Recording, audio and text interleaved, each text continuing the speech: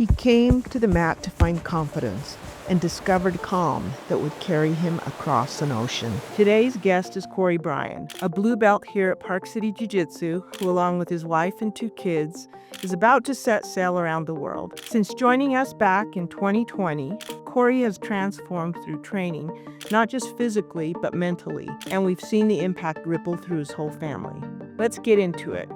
My name's Cory Brian. I live in Lehigh, Utah. My wife, Angie, and I moved here about 5 years ago. We'd been up in Alaska previously, and we grew up in Arizona before that. We've got 2 kids and 2 dogs. How did you first find Park City Jiu Jitsu? I think I got lucky. I've talked to other friends that have joined other gyms, and they've had pretty bad experiences. I'd been abstractly aware of jiu-jitsu. I knew that I wanted my daughter to get into it, and I typed in jiu-jitsu near me, and you guys were 4 minutes away, and it kind of just worked out.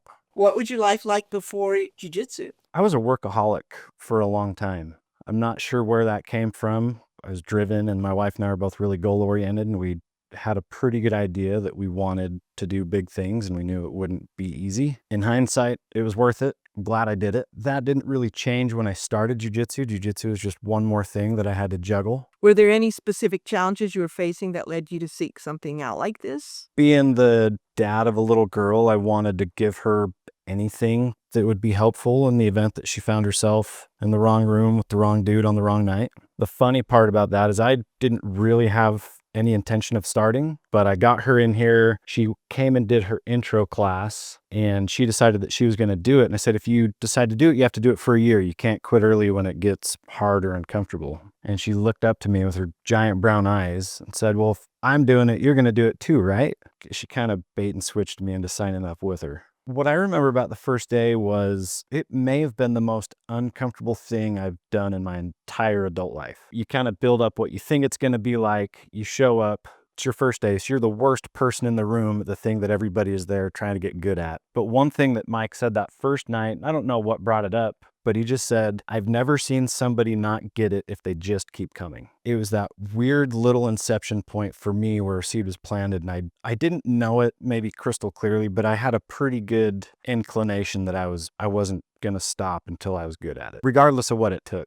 It is a journey for sure. How has jiu-jitsu impacted you personally, physically, mentally, emotionally? Physically, I lost almost 30 pounds in the first 7 or 8 months. Part of the problem of being super work focused is there's just not a lot of time for go to the gym or worry about eating clean. So physically there's an obvious transformation there, but mentally I think is where the biggest benefit came from. What I've found throughout my journey so far is that if I have to take a break for an injury or a long vacation, I don't feel normal after about a week of not training. When I haven't been training for 7 or maybe 10 days, I just feel like I'm in a funk, and then I can't help but wonder, is this what I felt like every day before I started training? It's the first thing I look forward to when I get back from being gone from the mats for any reason. It's like turning on a light switch in a dark closet. I feel immediately better when I'm on my way home. What would you say the biggest breakthrough moment on the mat was for you over all the years of training? I've talked about my journey with a couple of my friends, and the best analogy that I can come up with is I've got this mason jar, and I've got a pair of tweezers, and jiu-jitsu is a pile of sand. And I'm just grabbing a grain of sand with my dumb little tweezers 3 or 4 nights a week, and I'm slowly filling this jar up full of sand. And I don't think there's been a breakthrough moment. But at some point, you've been coming long enough, you start to get a little bit of sand in the jar. If I just keep coming, hopefully one day I'll have a lot of sand in the jar. Now you're about to sail around the world with your wife and kids. Where did that dream come from? Originally, it came from a friend of mine that was selling a business. I ended up buying the business from him. He was selling it so that he could buy a catamaran and go sail around the Caribbean with his wife and 4 kids. And that was where the seed was planted. In the moment, I thought it sounded insane. It sounded scary. It sounded expensive. And it genuinely didn't sound fun at all. But when he got back, he started explaining in detail all the things that happened, the growth that him and his family experienced, the highs, the lows, the adventure, the pictures. And in that conversation when he got back, I think that's when I thought maybe I could do that. And then it kind of snowballed from there. And the more my wife and I looked into it, and the more that we talked about it with our kids, we realized it was something that we thought we could probably pull off. I remember exactly when I knew it was going to happen, and it was about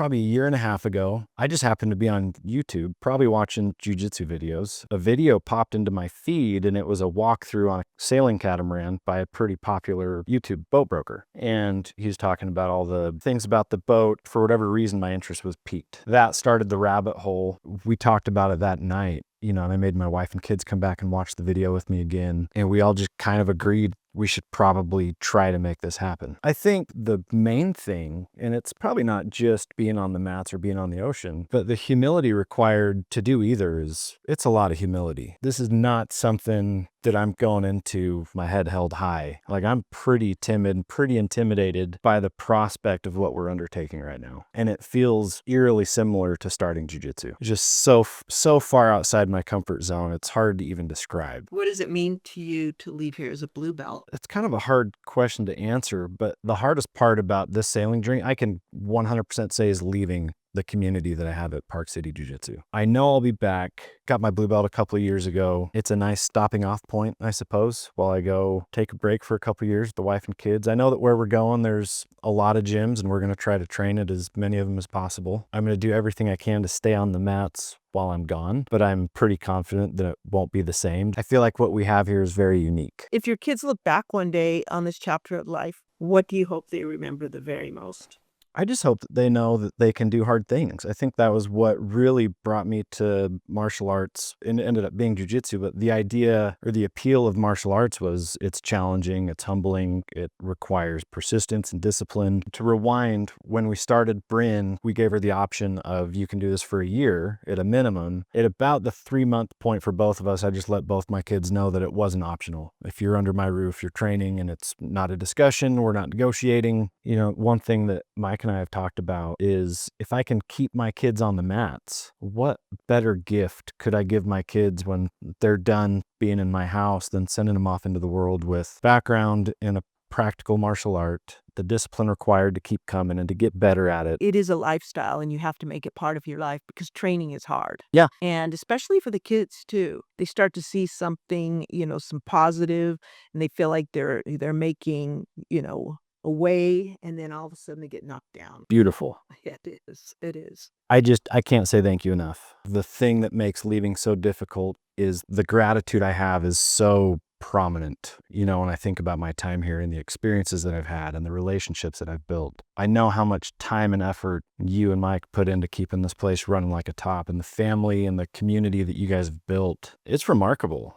And it's hard to articulate how much more fulfilling my life is because of what you guys have provided. Let's follow Cory and his family at sailing_the_good_part. We can't wait to see what comes next. We should be documenting it to the best of our abilities. Should be a good time. Thanks, Cory. Thanks, Mona.